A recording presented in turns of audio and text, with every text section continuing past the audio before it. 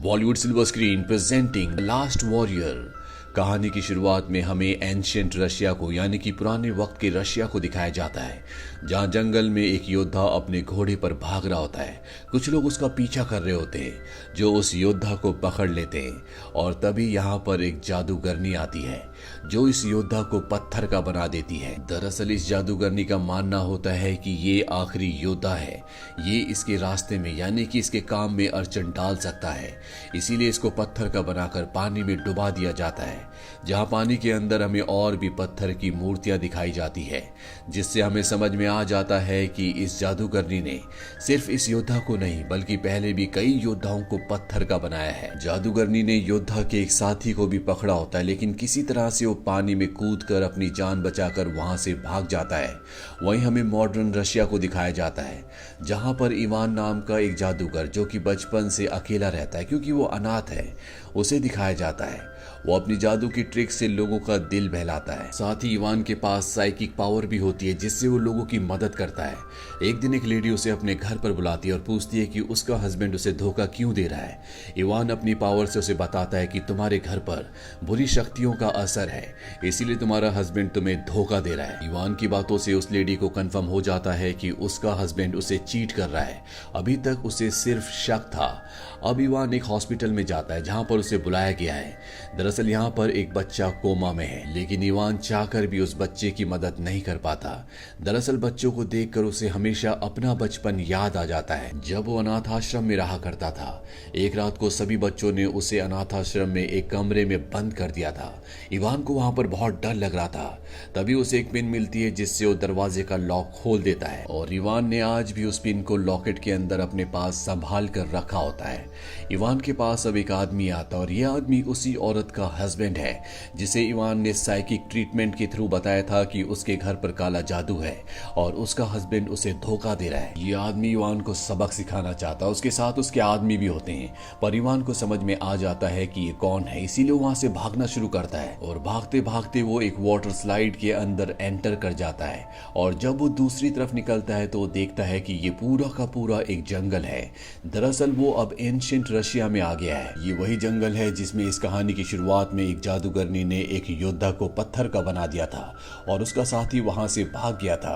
अब उसका वही साथी इवान के सामने आता है, उसे बताता है कि तुम एक योद्धा के बेटे हो, तुम्हारे माँ बाप ने तुम्हें छुपा दिया था। इसके बाद वो आदमी इवान को एक रिंग देता और कहता है कि तुम्हें इस पूरी जगह को बचाना होगा, ये जगह खतरे में है।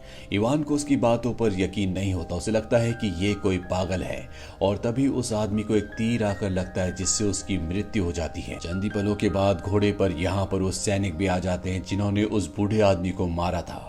वो इवान के हाथ बांधकर उसे अपने राजा के पास ले जाते हैं, पर जब राजा उसके हाथ में अंगूठी देखता है तो वो बहुत खुश हो जाता है। वो उसके हाथ खोलता है और कहता है कि तुम मेरे भाई हो। इसके बाद राजा उसे क्वीन से मिलाता है, जो कि वही जादूगरनी है जिसने उस योद्धा को पत्थर का बनाया था। वो जादूगरनी उसे कहती है कि तुम मेरे साथ आओ, मैं तुम्हें महल दिखाना चाहती हूँ। इवान भी उसके पीछे पीछे चला जाता है, जहां पर वो उसे कैद खाने में बंद कर देती है। दरअसल ये सिर्फ एक धोखा था। अब इवान देखता है कि वहां पर एक आदमी है जिसके हर एक शरीर के हिस्से को बर्फ के अलग अलग टुकड़े के अंदर कैद किया गया है। वो आदमी इवान को कहता है कि मैं तुम्हें जानता हूँ, मैं ये भी जानता हूँ कि तुम कहाँ से आए हो, पर शायद तुम नहीं जानते कि तुम कौन हो। तुम एलोशा के बेटे हो। एलोशा वही है जिसे इस कहानी की शुरुआत में जादूगरनी ने पत्थर का बनाकर पानी में डाल दिया था। ये आदमी इवान को बताता है कि अगर तुम अपनी जिंदगी में अपनी दुनिया में वापस जाना चाहते हो तो तुम्हें एक खास तलवार को हासिल करना होगा, और इसे सिर्फ एलोशा का बेटा ही हासिल कर सकता है, जो कि तुम हो। मैंने भी कभी उस तलवार को हासिल किया था, जिसके बाद मैं अमर हो गया, पर जब ये बात राजा को पता चली तो उसने मुझे और साथ ही इस दुनिया में जितने भी जादूगर थे जो भी अच्छा काम करना चाहते थे उन सबको कैद कर दिया। अब सबकी शक्तियां पूरी तरह से खत्म हो चुकी है। अगर तुम उस तलवार को हासिल कर लो तो सभी की शक्तियां वापस आ जाएंगी, और साथ ही तुम अपनी दुनिया में भी वापस जा सकोगे। यहाँ पर अब एक विच को भी लाया जाता है, और जब रात हो जाती है तो विच अपनी जादू की शक्ति से सभी गार्ड्स को बेहोश कर देती है, और तभी यहाँ पर एक मेंढक को अंदर आते हुए दिखाया जाता है जो कि वसीली सा है, जो मेंढक का रूप भी धारण कर सकती है। वो यहाँ पर सबसे पहले उस आदमी को, जिस आदमी के पार्ट्स को बर्फ के अलग अलग क्यूब्स में कैद किया होता है, उसे आजाद करती है, उसके हिस्सों को जोड़ती है, और इसके बाद वो आदमी इवान को भी अपने साथ लेकर यहाँ से निकल जाता है।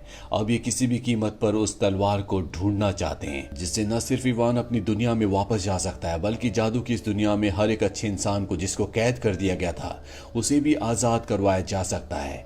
इसीलिए अब ये एक सफर पर निकल पड़ते हैं। वहीं राजा को नहीं पता होता कि उसके भाई को क्वीन ने यानी कि जादूगरनी ने कैद खाने में डाल दिया था। उसे सिर्फ ये बताया जाता है कि उसका भाई हमारे कैदी को लेकर यहाँ से भाग गया, जिससे राजा को बहुत गुस्सा आता है। वहीं इवान और उसके साथियों को दिखाया जाता है जो एक तालाब तक पहुंच जाते हैं, लेकिन उस तालाब में एक रक्षक है जिसकी इजाजत के बिना ये लोग आगे नहीं जा सकते। यहाँ पर जो विच होती है वो अपना रूप एक सुंदर लड़की के रूप में बदल देती है और उससे बात करके उसे इम्प्रेस करती है। इसीलिए वो क्रिएचर जो फ्रॉग की तरह दिखता है वो न सिर्फ इन्हें आगे जाने की इजाजत देता है बल्कि वो इनकी मदद करने के लिए भी तैयार हो जाता है और वो भी इन्हीं के साथ चल पड़ता है। अब ये सब के सब आगे एक गुफा तक पहुंचते हैं जहां पर एक जायंट होता है जो कि खाना बना रहा होता है। ये चुपचाप उसके पीछे से निकल जाना चाहते हैं, पर तभी इवान का फोन रिंग होना शुरू हो जाता है जिससे उस दानव को यानी कि उस जायंट को पता चल जाता है कि उसके पीछे कोई है। वो पीछे मुड़ता है और इवान के ऊपर हमला करता है जिससे इवान दूर जाकर गिरता है, लेकिन इवान किसी तरह से वापस आकर इसे डिस्ट्रैक्ट करता है और ये सब के सब यहाँ से चुपचाप आगे निकल जाते हैं। जहाँ पर एक खतरनाक नदी इनके सामने आती है, उसके अंदर बहुत ही खतरनाक मछलियां होती है। इसीलिए वो क्रिएचर जो कि मेंढक यानी कि फ्रॉग की तरह दिखता है वो पानी के अंदर जाता है ताकि वो मछलियों को यहाँ से हटा सके। और ठीक उसी वक्त यहाँ पर क्वीन यानी कि जादूगरनी अपनी सेना के साथ आ जाती है। वो इन पर हमला करती है, लेकिन ये सब के सब अपनी जान बचाने के लिए पानी के अंदर कूद जाते हैं। जहाँ पर वो क्रिएचर जो फ्रॉग की तरह दिखता है पहले से होता है, वो इन सबको कहता है कि तुम यहाँ से जाओ, मैं क्वीन का अकेले सामना करूंगा। और वो रास्ते के आगे आकर अपने शरीर को बहुत बड़ा कर लेता है जिससे क्वीन के सैनिक आगे नहीं जा पाते। क्वीन को इस बात से बहुत गुस्सा आता है और वो अपने जादुई हंटर से उस पर हमला करती है जिससे उसकी मृत्यु हो जाती है। वहीं इन चारों को दिखाया जाता है जो सब के सब वहां से बचकर आगे निकल पड़ते हैं। दरअसल इवान किसी भी कीमत पर तलवार को हासिल करके अपनी असली दुनिया में जाना चाहता है और वेसिलिसा जो कि फ्रॉग बन सकती है वो ऐसा नहीं चाहती क्योंकि कहीं ना कहीं वो उससे प्यार करने लगी है। और वेसिलिसा जो फ्रॉग बनने की शक्ति रखती है इसके पीछे कहीं ना कहीं क्वीन यानी कि जादूगरनी का हाथ होता है, क्योंकि जादूगरनी ने उसे और उसके पूरे परिवार को एक बार फ्रॉग में बदल दिया था, पर विच ने अपनी शक्तियों से उसे वापस से इंसान बना दिया। अब यहाँ पर एक बार फिर से क्वीन अपने साथियों के साथ पहुंच जाती है। वो इन सब पर हमला कर देती है। इवान को बंदी बना लिया जाता है और जब वो वेसिलिसा के पास पहुंचने वाले होते हैं तो वो ऊपर से नीचे जंप कर देती है, पर इससे पहले कि वो जमीन पर गिरती वो फ्रॉग में बदल जाती है जिससे उसकी जान बच जाती है। वहीं इवान को दिखाया जाता है जिसे जादूगरनी अपने साथ ले जा रही होती है, पर इवान किसी तरह से उसे डिस्ट्रैक्ट करके वहां से भाग जाता है। वो एक ऐसी जगह पहुंच जाता है जहां पर बहुत सारी तलवारें होती है और इन्हीं तलवारों में से एक तलवार वो है जो इवान को चाहिए। पर इससे पहले कि वो असली तलवार तक पहुंचता यहाँ पर क्वीन यानी कि जादूगरनी पहुंच जाती है। वो इवान के ऊपर हमला करती है, पर इसी हमले के बीच इवान को असली तलवार मिल जाती है। इस तलवार में इतनी शक्ति होती है कि इसके सामने कोई भी टिक नहीं सकता और जादूगरनी पर वो इस तलवार से प्रहार करता है जिससे जादूगरनी दूर जाकर गिरती है और इस तरह से इवान उसे हरा देता है। और अब इवान का वो साथी आता है जो उसे कारागार में यानी कि जेल में मिला था, जिसके शरीर के हर एक हिस्से को आइस क्यूब के अंदर बंद किया गया था। इवान को उस पर भरोसा होता है इसीलिए वो तलवार उसे दे देता है, पर तभी इवान को आकर पकड़ लिया जाता है। दरअसल ये पूरा का पूरा एक प्लान होता है।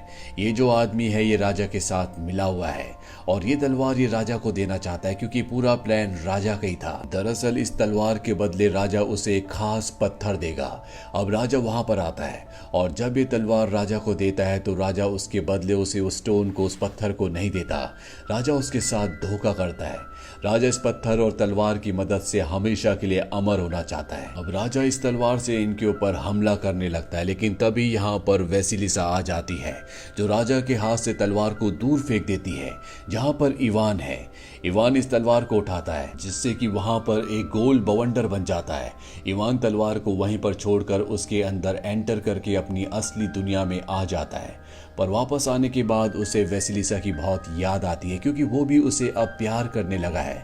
उसे एहसास होता है कि उसे वेसिलिसा को छोड़कर नहीं आना चाहिए था। इसीलिए एक बार फिर से वो उसी दुनिया में उसी स्लाइड से पहुंच जाता है जिससे वो पहले गया था, जहां पर राजा को दिखाया जाता है जिसके हाथ में तलवार होती है। इवान इस बार अपने साथ गन लाया होता है। वो राजा पर कई गोलियां चलाता है, लेकिन गोलियों का उस पर कोई भी असर नहीं होता, क्योंकि उसके अंदर बहुत ज्यादा ताकतें हैं। और अब वो इवान को मारने के लिए उसकी तरफ बढ़ रहा होता है, लेकिन तभी यहाँ पर एक बहुत ही भयानक ड्रैगन आ जाता है जो इवान की मदद करने के लिए राजा के ऊपर अपनी आग फेंकता है। इसी मौके का फायदा उठाकर इवान वेसिलिसा को आजाद करवा देता है।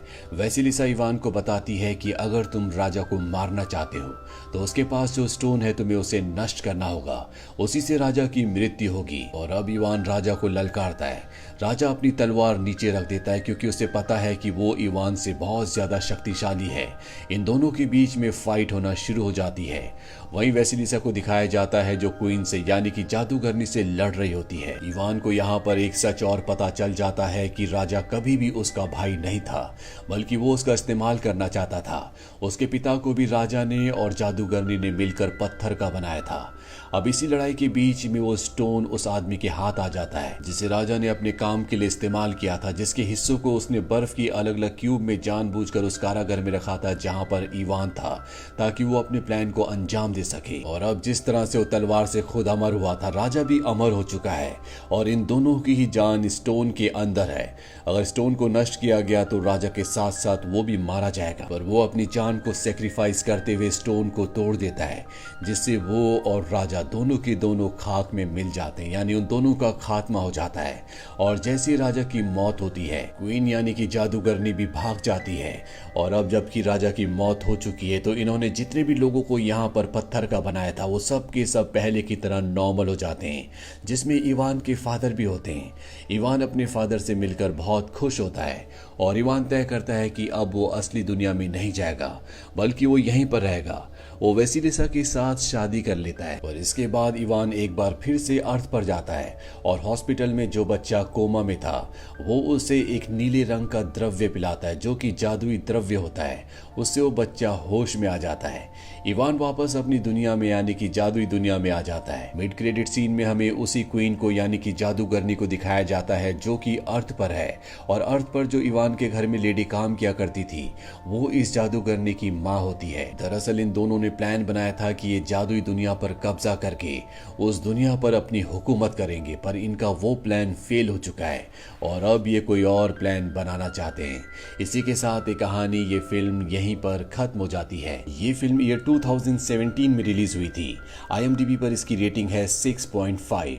उम्मीद करते हैं कि ये कहानी आपको पसंद आई होगी।